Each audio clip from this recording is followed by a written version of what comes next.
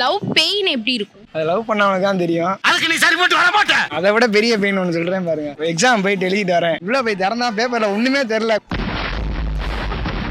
Question பேப்பர்ல என்னதுன்னு அதை விட பெயின் எதுவுமே கிடையாது. படிச்சிருந்தா தெரிஞ்சிருக்கும். கண்டிப்பா தெரிஞ்சிருக்கும். அதான் படிக்கலையே. என்ன எக்ஸாம் எழுதிட்டு? என்ன எக்ஸாம்டா? ஸ்போர்ட்ஸ் சைக்காலஜிக்கா? அது ஒரு ஈஸியான சப்ஜெக்ட்னு நினைச்சு விட்டோம்.